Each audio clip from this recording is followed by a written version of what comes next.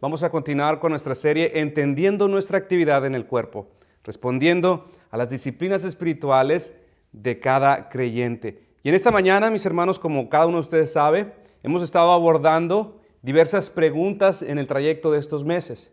Hoy continuaremos con la segunda parte del mensaje, ¿por qué debo de dar de mi dinero a la iglesia? Una pregunta muy personal y quizás un tanto confrontante a algunos de nosotros.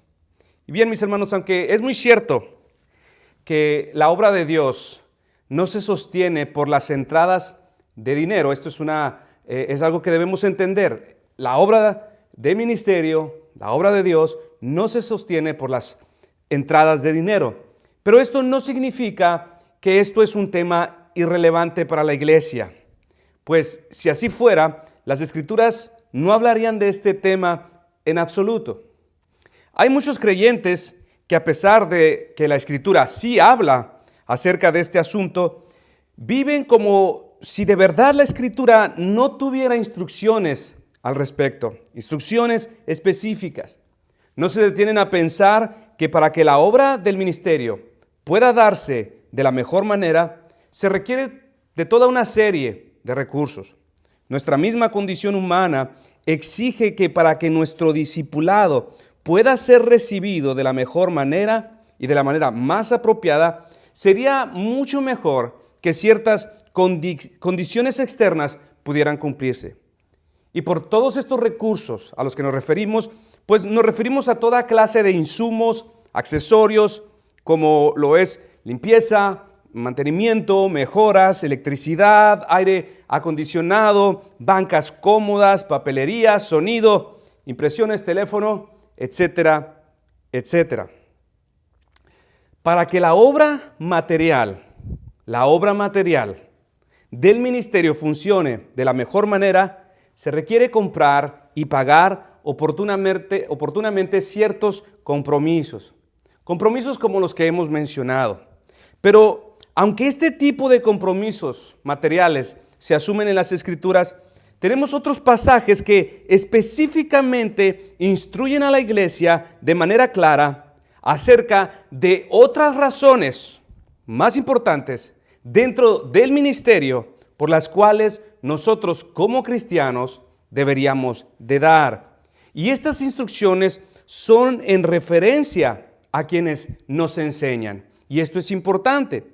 Así que, si usted está notando, aquí le va la quinta razón por la que deberíamos de considerar dar de nuestro dinero a la iglesia. Y es porque debemos apoyar el ministerio que nos apoya. Como iglesia, mis hermanos, debemos reconocer que antes que nada, que la piedra angular de la obra del ministerio es la palabra. Es por esto que el más honorable oficio del ministerio exige como requisito innegociable la capacidad de enseñar. Le pregunto, ¿a quiénes, de acuerdo a 1 de Timoteo capítulo 3, verso 2, se le demanda el requisito de ser capaces de enseñar? A los pastores.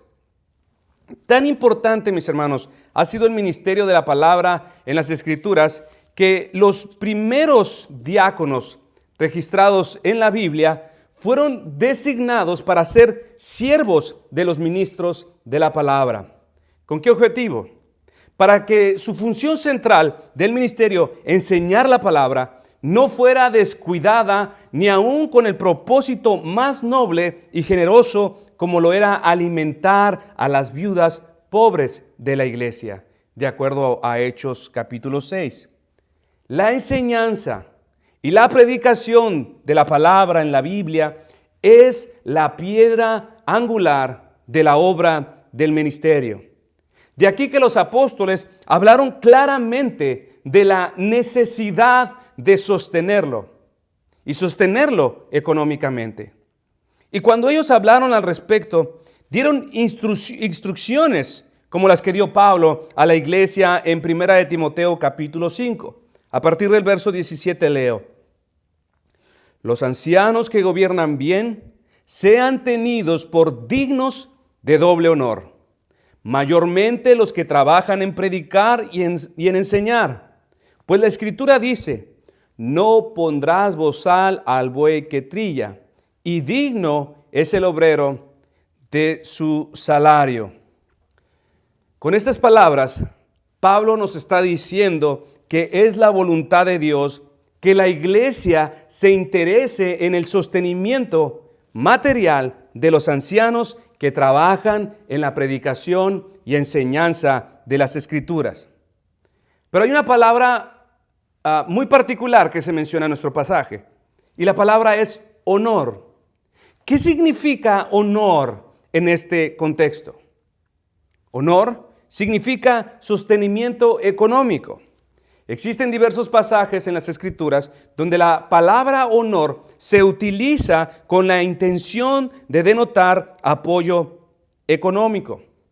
Mas no necesitamos irnos muy lejos, pues en su contexto inmediato, Pablo enseña en el versículo 3 que las viudas, que de verdad lo son, y por las palabras de que verdad lo son, se refiere a las viudas desamparadas, sin hijos, piadosas, esposas de un solo marido, que esperan en el Señor y que están entregadas a la oración, que deben de ser honradas, dice Pablo. Honra a las viudas que en verdad lo son.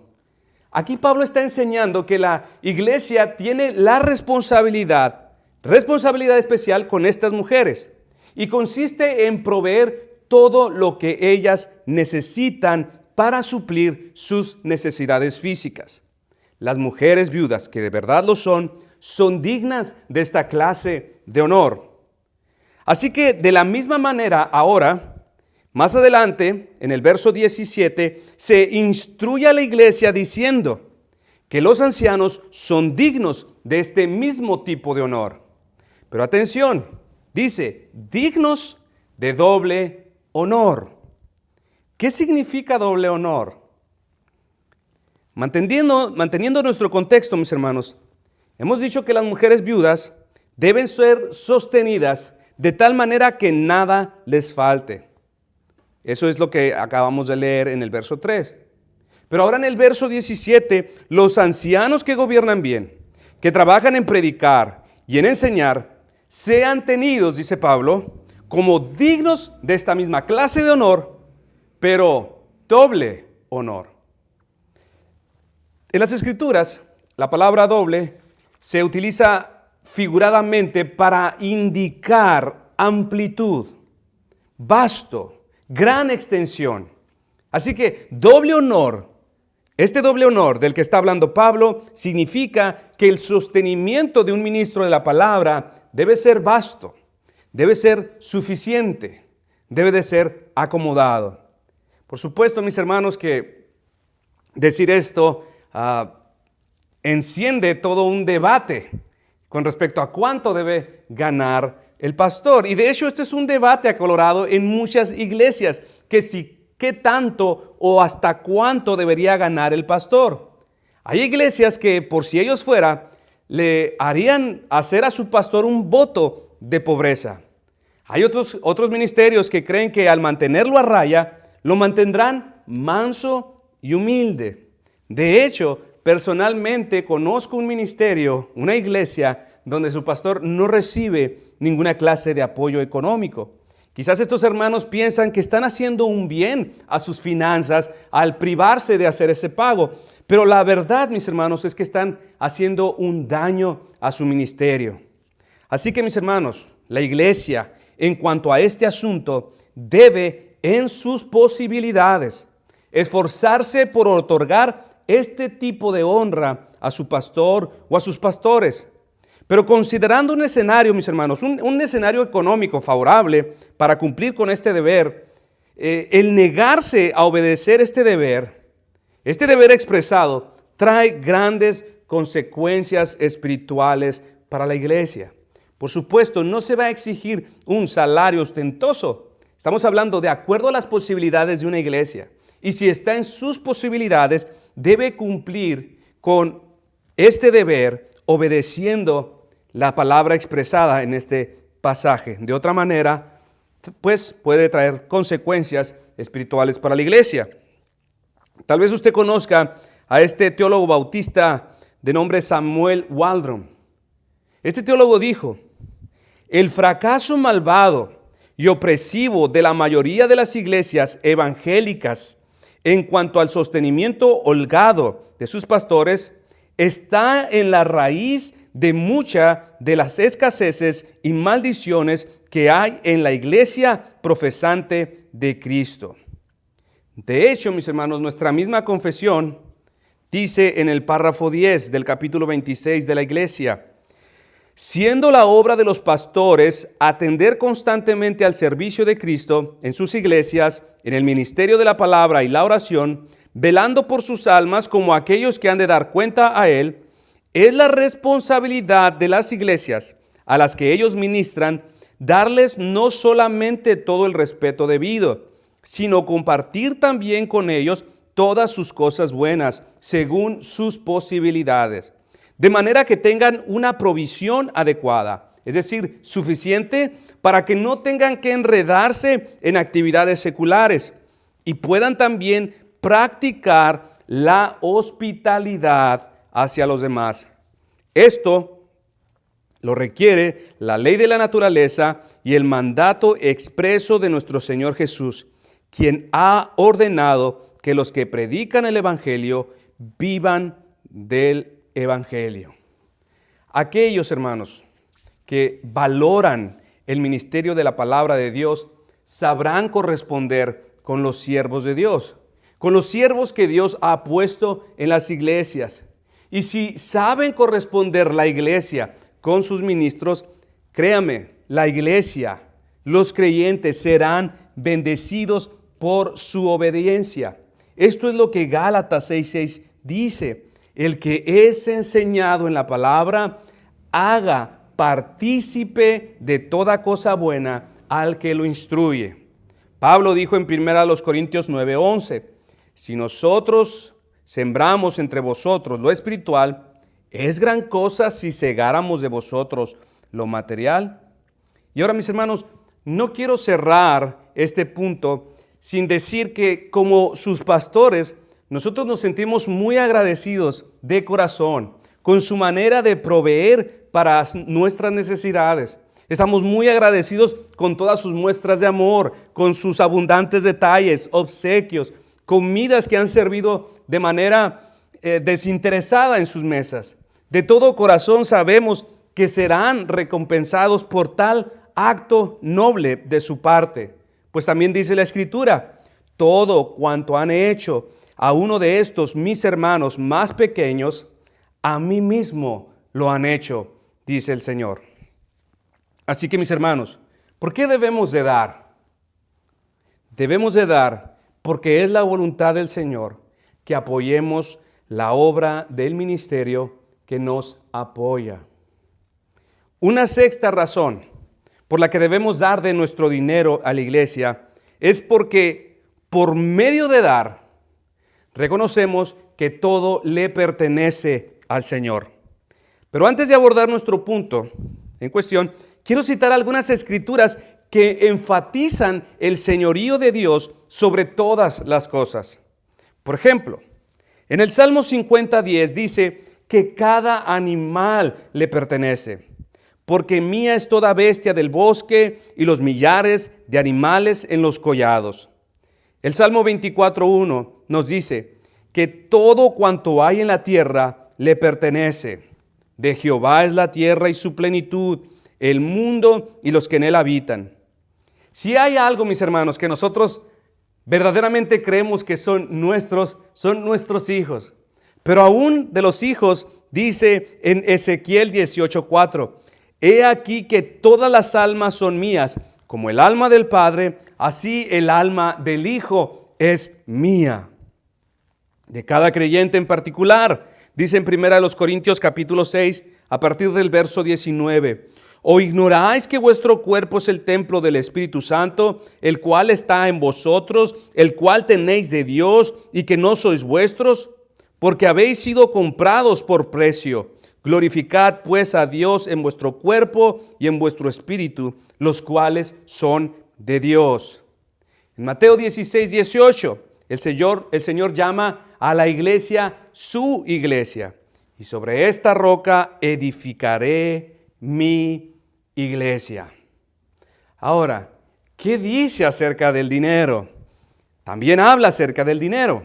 Dice Ageo 2:8, mía es la plata y mío es el oro, dice Jehová de los ejércitos. Esta realidad, mis hermanos, el contexto o el concentrado de cada uno de estos pasajes es la realidad que llevó a este gran teólogo Abraham Kuyper a concluir: no existe un centímetro cuadrado en todo el dominio de nuestra humana existencia sobre el cual Cristo, quien es soberano sobre todo, no pueda gritar mío. Un día Dios nos llamará a que compadezcamos delante de Él por todas las cosas que hemos recibido. Todo lo que alguna vez nosotros llamamos mío, serán juzgados desde el derecho personal de Cristo, del derecho personal que Él posee sobre todas las cosas, la naturaleza, los animales, terrenos, nuestros cuerpos, nuestras almas, nuestros hijos, nuestras posesiones materiales y aún la manera en cómo nosotros usamos nuestro dinero. Un día compadeceremos cada uno de nosotros para dar cuentas de todo lo que llamábamos nuestro, pero que verdaderamente le pertenecía al Señor. Dios en este momento nos permite poseer de manera temporal todas estas cosas para que hagamos uso de ellas de manera sabia. Podamos suplir nuestras necesidades al disfrutar de sus beneficios. Pero independientemente de que hayan sido confiadas a nosotros, mis hermanos, no dejan de ser de Dios.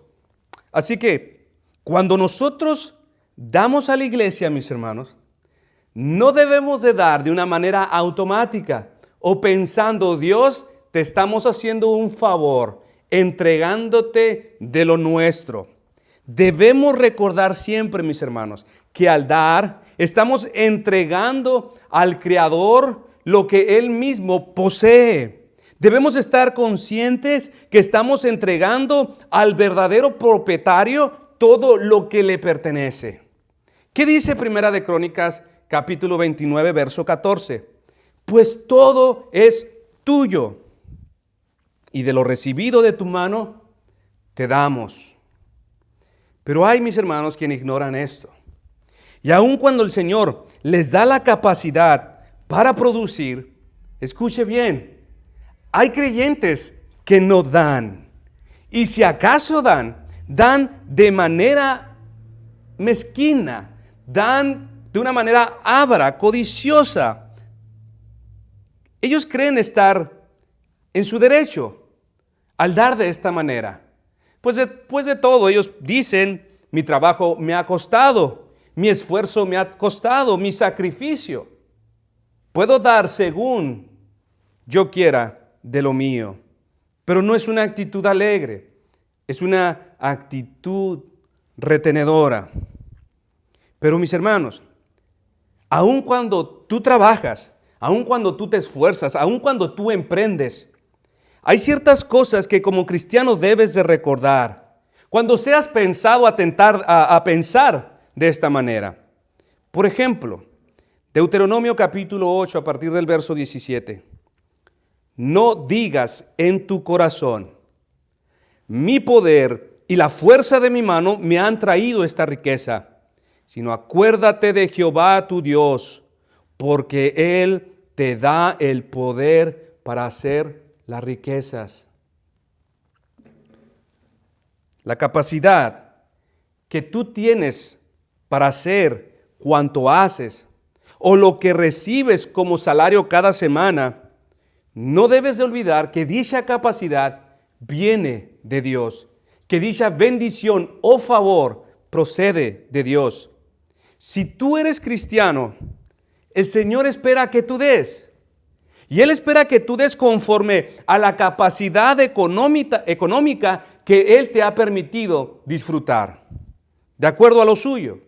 de acuerdo a lo que Él te ha entregado y te ha permitido que administres. Es por eso que Pablo dice en 1 Corintios 6:2, cada primer día de la semana, cada uno de vosotros ponga aparte algo, según haya prosperado, guardándolo para que cuando yo llegue, no se recojan entonces ofrendas. Mis hermanos, este no es un mandamiento para los ricos, para los que les sobra. Escúcheme, no es un mandamiento solamente para los papás. Es para cada creyente, es para cada cristiano, que según has prosperado, conforme a la capacidad física, técnica e intelectual que Dios te ha dado, debes de dar conforme a esa medida. ¿De dónde procede tu capacidad para hacer negocios? Tus clientes, tu empresa, de Dios. ¿De dónde proceden tus fuerzas, tu salud, tu espíritu emprendedor? De Dios. ¿De dónde proceden tus talentos? Tus habilidades técnicas o profesionales para trabajar y recibir un salario. Obviamente que de Dios. ¿De qué te serviría tener la mejor preparación, las más excelentes capacidades, si Dios no te da los clientes? ¿De qué te serviría? ¿De qué te serviría un título profesional si Dios no abre una puerta laboral para ti? Una buena puerta laboral. ¿De qué te serviría tu juventud para producir si Dios no te da salud? Así que, hermanos, jóvenes, creyentes, cada vez que das, debes de estar consciente que el poder participar de este servicio es un privilegio concedido desde lo alto. Debemos recordar que damos porque primeramente Dios nos ha dado. De Él ha procedido nuestra capacidad para dar. Primera de Crónicas 29:14. Pues todo es tuyo, y de lo recibido de tu mano te damos. Ahora, una séptima razón por la que debemos dar de nuestro dinero a la iglesia es porque Dios promete bendecir al que da generosamente. Segunda de los Corintios 9:6 dice: pero esto digo, el que siembra escasamente, también segará escasamente. Y el que siembra generosamente, generosamente también segará. Pablo, al entregar un mandamiento con respecto al dar, también les entrega una motivación para que los cristianos sigan dando de manera generosa. Pablo está diciendo: si ustedes no quieren ser prosperados, den escasamente. Den con tacañería o no den nada. Pero si por otra parte ustedes quieren recibir más, entonces den más, siembren generosamente. El ejemplo es muy claro y sencillo, pero en nuestra calculadora, mis hermanos, nuestra calculadora mental a la hora de dar de nuestro dinero, nuestra mente no funciona así. Nosotros pensamos, si yo quiero tener más dinero, la única manera de tenerlo es reteniéndolo conmigo, no entregándolo. Si yo tengo 100 pesos y quiero mantener estos 100 pesos, ¿qué debo de hacer? No dar nada. Si yo entrego 20 pesos, esto significa perder. ¿Con cuánto me quedo? Con menos. Pero la matemática de Dios es diferente. Él dice que el que está dispuesto a perder, ganará más. Y en cuanto esté, y conforme esté dispuesto a perder cada vez más, también ganará más. Nosotros pensamos, si doy, significa perder. Si lo retengo, gano. En la mente de Dios Él dice, si tú no quieres ganar, no des. Pero si quieres recibir más, entonces da. Ahora, yo sé, mis hermanos, que esto suena exactamente igual como suenan las enseñanzas de los falsos maestros de la prosperidad. Quizás alguno se pregunta al leer un pasaje como este, ¿está diciendo Dios que Él prosperará a todos aquellos que ofrendan generosamente para que compren la casa de sus sueños, para que paguen todas sus deudas, para que viajen para todo el mundo? ¿Esto es lo que está diciendo? ¿Que si yo doy más voy a poder disfrutar de todas estas cosas? Obviamente no, mis hermanos. Por supuesto que no. Esto no es lo que está diciendo nuestro pasaje.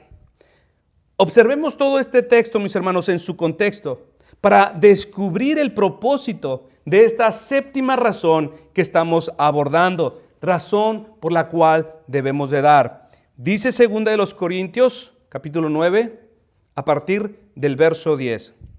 Pero esto digo, el que siembra escasamente también segará escasamente, y el que siembra generosamente, generosamente también segará. Cada uno dé como propuso en su corazón, no con tristeza ni por necesidad, porque Dios ama al dador alegre. Y poderoso es Dios para hacer que abunde en vosotros toda gracia, a fin de que, teniendo siempre en todas las cosas todo lo suficiente, abundéis para toda buena obra. Como está escrito, repartió, dio a los pobres, su justicia permanece para siempre. Y el que da semilla al que siembra y pan al que come, proveerá y multiplicará vuestra sementera, y aumentarán los frutos de vuestra justicia, para que estéis enriquecidos en todo para toda liberalidad, la cual produce por medio de nosotros acción de gracias a Dios. Lo que Pablo está diciendo aquí es que Dios prosperará. Sí, mis hermanos. Dios prosperará de una manera especial a los cristianos que dan generosamente. ¿Para qué? Para que puedan seguir dando generosamente. Esto es lo que está diciendo nuestro texto. Leo nuevamente, verso 8. Y poderoso es Dios para hacer que abunde en vosotros toda gracia, a fin de que, teniendo siempre en todas las cosas todo lo suficiente, abundéis para toda buena obra. El punto aquí, mis hermanos, es que los cristianos no darán para que Dios pueda darles mucho más de lo que necesitan. No es que Dios va a dar para que tú puedas almacenarlo todo y retenerlo todo solo para ti, sino que Él prosperará al de corazón generoso para que éste pueda aumentar su capacidad de dar, para que aumente en buenas obras al dar con mucha más liberalidad. John Piper dijo al respecto de este verso: la razón por la que Dios te da más de lo que necesitas no es para que reduzcas tu gozo guardándolo todo para ti, sino para que incrementes tu gozo dando más. Hay una gran diferencia, mis hermanos, entre lo que enseñan los falsos maestros de la prosperidad y lo que Pablo está enseñando aquí. Pablo no está enseñando que si tú das, el día de mañana serás rico. Los hermanos macedonios que mencionamos en nuestro mensaje anterior es un ejemplo de esto. ¿Qué decíamos acerca de estos hermanos? Que ellos eran pobres, muy pobres, realmente eran pobres, pero ricos en Dios, ricos en su gozo y en su liberalidad para dar.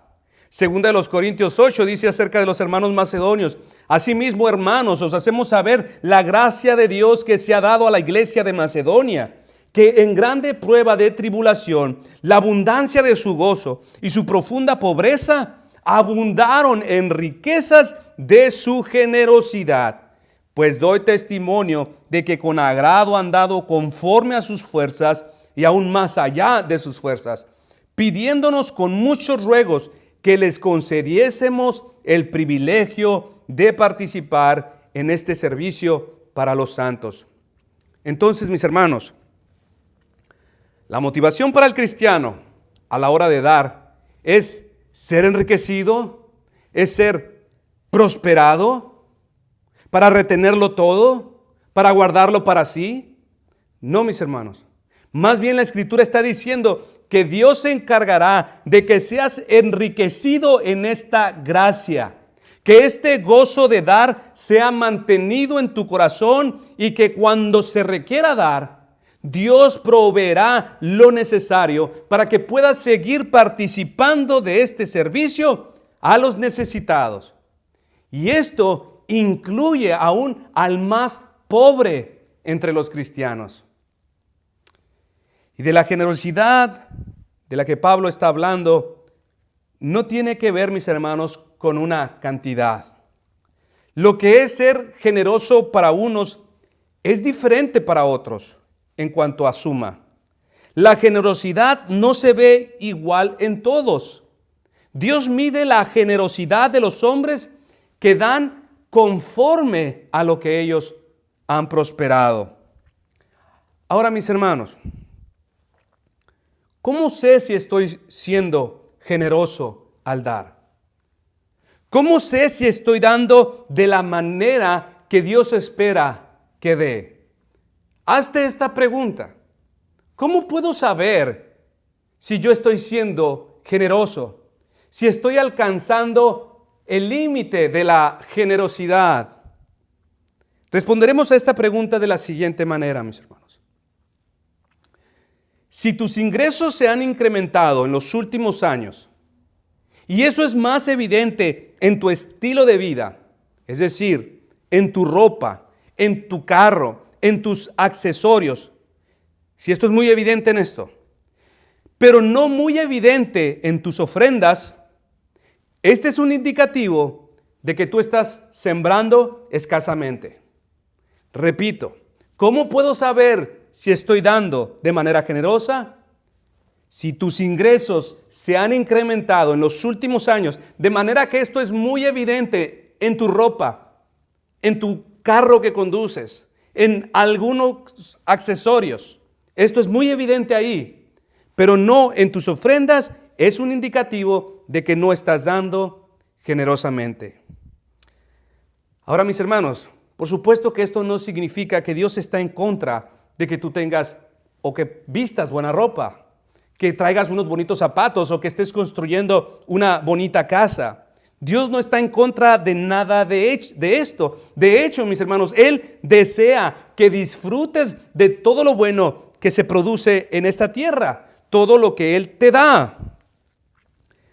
Pero Él tiene un problema con que ames las riquezas. Él tiene un problema contra ti si tú todo lo que Él te ha dado lo quieres retener solo para ti. Si tú estás reteniendo tus ofrendas con el propósito de aumentar el disfrute de tus bienes, tú tienes un problema serio con Dios. ¿Qué dice 1 de Timoteo, capítulo 6, 17? Respecto a las riquezas. A los ricos de este siglo manda que no sean altivos, ni pongan la esperanza en las riquezas, las cuales son inciertas, sino en el Dios vivo que nos da todas las cosas en abundancia. ¿Para qué? Para que las disfrutemos. Dios no tiene problemas con que tú quieras comprarte algo nuevo. Tiene problemas con que quieras retenerlo todo para ti. Que tengas tu esperanza, que ames las riquezas. Así que, mis hermanos, debemos aprender a vivir bajo la gracia de un corazón generoso para ser verdaderamente enriquecidos, no a la manera del mundo, a la manera de Dios. Y quiero agregar algo. Este deber, mis hermanos, del que estamos hablando, no exime a los creyentes de nuestra iglesia. No exime a los jóvenes de nuestra iglesia. Ustedes, jóvenes cristianos, también deben aprender a participar de este servicio. ¿Por qué digo esto? Recientemente estaba platicando con el pastor Francisco veníamos de Mexicali y me comentó él en la charla que en el control y administración de las donaciones que recibe Misión de Caridad, ellos pudieron percatarse que la totalidad de las donaciones que daban los cristianos procedían de personas mayores a 45 años. Casi pueden decir la totalidad. Y curiosamente descubrieron que los jóvenes cristianos no donan. Ahora, por supuesto que esto no es una fuente oficial de estadísticas, pero es un dato real. Podríamos considerarlo una pequeña muestra que arroja la realidad de un universo real. Y creo, mis hermanos, que aunque es un dato de donadores en Estados Unidos, no ha de ser muy diferente entre los jóvenes de nuestra región y quizás de nuestra propia iglesia. ¿Cuál podría ser el problema? El joven promedio que está en capacidad de poder dar, ¿por qué no está desarrollando un corazón generoso? Ese es un problema. ¿Dónde está el problema? El problema, mis hermanos, creemos que no está en su cartera. No está en sus compromisos o responsabilidades financieras dentro de su casa. El problema radica en su corazón. Raíces de codicia, de ambición, de retención, de amor por el dinero. Por eso, mis hermanos, jóvenes creyentes, ustedes deben de aprender a ser generosos. Si Dios te está dando la capacidad de recibir algún beneficio, debes preocuparte por obedecer lo que el Señor demanda.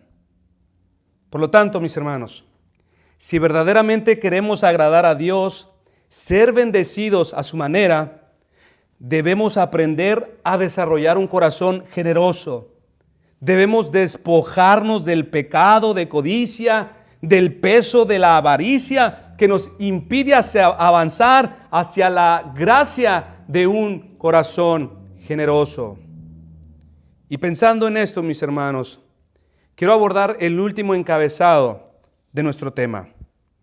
Una octava razón por la que debemos dar de nuestro dinero a la iglesia es porque nuestra forma de dar revela la búsqueda de nuestro corazón. En nuestro primer mensaje dijimos que el Señor Jesús, de entre los temas que más habló en los evangelios, fue acerca del dinero.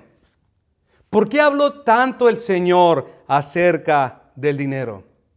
¿Le importa mucho el dinero? No. El Señor, mis hermanos, verdaderamente no necesita de nuestro dinero. Él no necesita un solo peso nuestro. A Él le importa nuestro corazón. Por eso es que Él habló mucho del dinero. ¿Qué dice Mateo 6, versículo 21? Porque donde está vuestro tesoro, allí también estará vuestro corazón.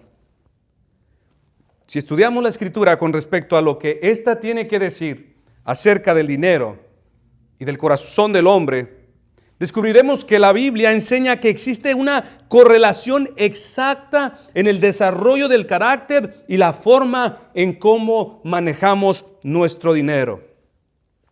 Alguien de manera muy sabia dijo: la manera en cómo nosotros gastamos nuestro dinero es un distintivo exacto de nuestro carácter.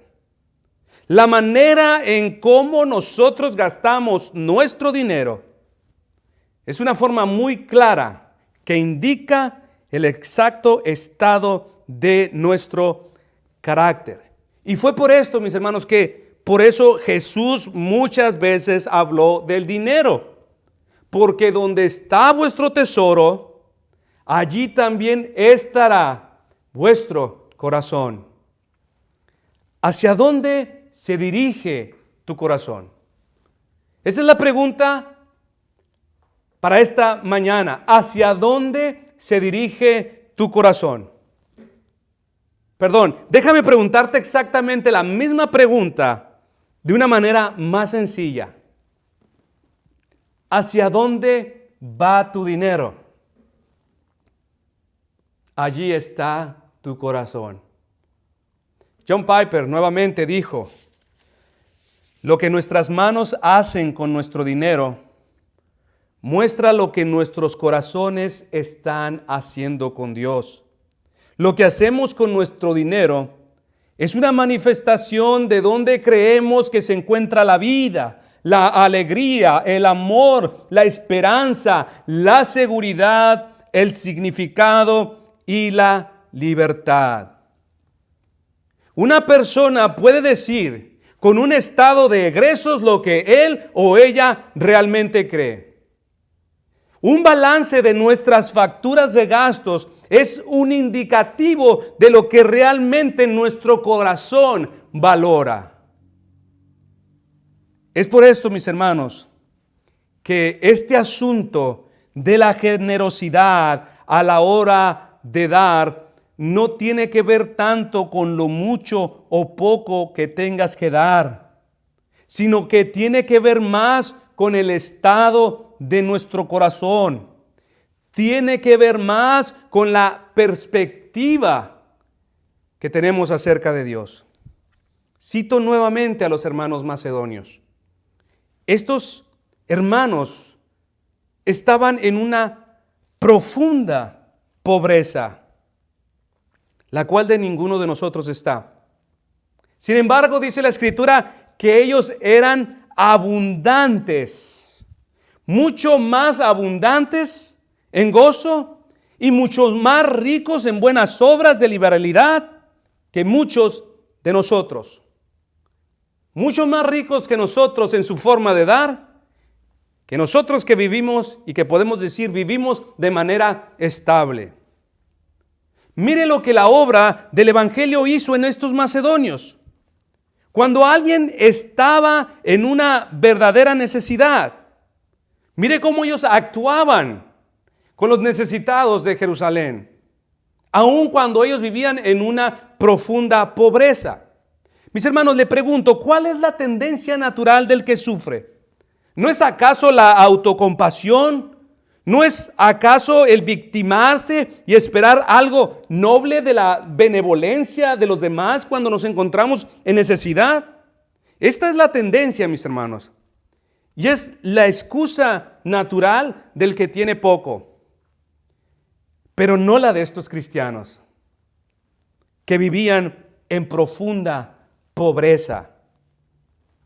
Pablo dijo de ellos: asimismo, hermanos, os hacemos saber la gracia de Dios que se ha dado a las iglesias de Macedonia, que en grande prueba de tribulación, la abundancia de su gozo y su profunda pobreza, abundaron en riqueza de su generosidad. Pues doy testimonio de que con agrado han dado conforme a sus fuerzas y aún más allá de sus fuerzas, pidiéndonos con muchos ruegos que les concediésemos el privilegio de participar en este servicio para los santos. El evangelio de la gracia de Dios sobre estos hermanos había cambiado por completo, mis hermanos, su perspectiva acerca del dinero, acerca de dónde se encuentra su verdadero gozo, su verdadera riqueza, su verdadera prosperidad. Estos macedonios, al suplicar a Pablo que les permitieran participar de la ofrenda a los santos de Jerusalén, no estaban haciendo otra cosa más que reaccionando de manera natural a lo que Dios había hecho en sus corazones por medio de Cristo.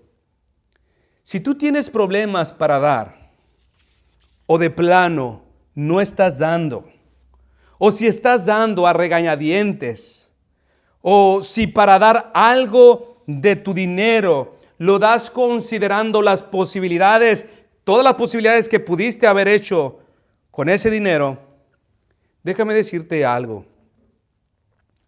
Es muy probable que el evangelio de Cristo no ha resplandecido en ti. Pablo más adelante en el verso 8 de este mismo pasaje revela la razón por la cual estos hermanos, sumergidos en pobreza, pudieron dar de la manera que daban. Él dice: sino que asimismo se dieron primeramente al Señor. De aquí la capacidad, y luego a nosotros por la voluntad de Dios. Si tú verdaderamente has entendido el Evangelio, tú puedes ver a Dios como alguien que da abundantemente y no a regañadientes, no mezquinamente. Tú puedes ver a Dios como alguien que da alegremente y no como alguien que no da nada, sino como alguien que lo ha dado todo. Él ha dado a su Hijo. Juan 3:16. Porque de tal manera amó Dios al mundo, que ha dado a su Hijo unigénito, para que todo aquel que en él cree no se pierda, mas tenga vida eterna. Dios ha dado lo más valioso que tenía, su propio Hijo. Y lo ha dado para salvar a sus enemigos. Y no lo entregó mezquinamente, no lo entregó a regañadientes, lo entregó de manera completa. Si tú al dar no puedes dar con libertad, si tú al dar no puedes dar con gozo, con alegría, debes examinar tu corazón y preguntarte, ¿por qué mi corazón no puede responder de manera natural a dar? Hemos citado tantas veces, 2 Corintios 9:7, cada uno dé como propuso en su corazón, no con tristeza ni por necesidad, porque Dios ama al dador alegre. ¿Tú sabes por qué dice la Escritura que Dios ama al dador alegre? Porque cuando tú das de esta manera, Dios puede ver en ti un corazón que está reflejando algo de su mismo carácter. Él puede ver en ti un reflejo santo de su misma gloria manifestándose en tu forma de dar, y por eso es que Él se goza. Es por eso que Él ama al dador alegre. Ahora quizás alguno se pregunte, pastor, yo sé que no estoy dando de la manera que debería de dar. ¿Qué puedo hacer? ¿Espero a que venga la alegría a mi corazón para comenzar a dar? Si tú te estás haciendo esta pregunta, hermano, hermana, joven, lo primero que debes hacer es dar gracias a Dios. Si te estás haciendo una pregunta como esta, debes dar muchas gracias a Dios que su Espíritu Santo te está guiando a vivir su voluntad. Da gracias a Dios que puedes responder y que tu corazón no ha sido endurecido de tal forma que ni siquiera te importe de lo que estamos hablando. Da gracias porque puedes hacerte esta pregunta. Lo segundo que debes hacer es confesar tu pecado y confesar a Dios tu falta de generosidad, tu falta de alegría, tu falta de gozo, tu falta de generosidad. Confesar el pecado de amar más el dinero de lo que lo amas a Él. Y tercer lugar, pídele que te dé una nueva, una fresca visión de su evangelio. Solo así podrás corresponder de corazón a la superabundante gracia desplegada por medio de Jesucristo, quien fue entregado completamente como pago de nuestras culpas. Tú necesitas entender el evangelio para que puedas responder de la manera que Dios ha respondido. Pídele que te permita ver las gloriosas gracias de su amor que te fueron otorgadas de manera gratuita en Cristo, para que de manera natural puedas reaccionar con alegría al servir a la iglesia con tu generosidad. Y cuarto, mis hermanos, cada vez que tengas la oportunidad, da generosamente. Alguien de manera muy sabia dijo, aunque en este momento no estés experimentando la alegría de dar, cumple en la dimensión externa de tu deber, ofrendando regularmente con la esperanza y expectativa en oración de que esto te ayudará a reavivar tu deleite interno. Y esto no es hipocresía, mis hermanos. No es hipocresía. Porque al cumplir el acto externo se busca recuperar el gozo interno de dar. Se busca mortificar el pecado de la codicia por medio de debilitar esas pasiones, esas actitudes, esas disposiciones contrarias que pertenecen al viejo hombre. Esto no es hipocresía, mis hermanos, porque no es un sustituto al gozo, ni tampoco un disfraz para convencer a otros de una alegría que no está allí, sino que tú estás buscando mortificar por medio de dar ese pecado que aún mora en ti. En conclusión, mis hermanos, ¿por qué debo de dar de mi dinero a la iglesia? Porque el dar es una evidencia de amor y agradecimiento al Señor Jesucristo. Porque cuando damos a la única organización que Jesús dijo que Él edificaría. Porque dar es una forma de adoración a Dios. Debemos de dar porque cuando damos expresamos de manera visible nuestra comunión con su pueblo. Debemos de dar porque al dar apoyamos el ministerio que nos apoya. Porque por medio de dar recordamos que todo le pertenece al Señor. Porque Dios ha prometido bendecir al que da generosamente. Y debemos aprender a dar de la manera que Dios espera, porque nuestra forma de dar revela la búsqueda de nuestro corazón. Sea pues, mis hermanos, nuestra oración: Dios, forma en mí un corazón generoso, un corazón que te glorifique, que te imite, así como tú nos has dado todo en Cristo Jesús. A Dios sea la gloria, mis hermanos. Vamos a orar allí en nuestro lugar y de esta manera quedaremos despedidos. Dios mediante, podremos reunirnos la próxima semana y esperamos pues, mis hermanos, que todos ustedes, los que están delicados de salud, puedan recuperar su fuerza. Oremos pues, mis hermanos, y demos gracias al Señor. Señor Dios, te damos gracias por tu palabra, te damos gracias por tu infinita misericordia, Señor. Queremos pedirte, Señor, que cada uno de los principios que aprendimos en esta mañana puedan ser forjados de manera poderosa en nuestro corazón. Podamos aprender, Señor, a vivir de la manera que tú esperas que vivamos. Pedimos, Dios, que tu palabra transforme y ablande, Señor, nuestros corazones y aprendamos a ser generosos. Que aprendamos a corresponder, Señor, a lo mucho que tú nos has dado, a ser sabios, Señor, a dar conforme, Señor, a la prosperidad que tú nos has concedido. A ti sea pues la gracia, sea el agradecimiento, sea toda la gloria. Amén. Dios les bendiga, mis hermanos.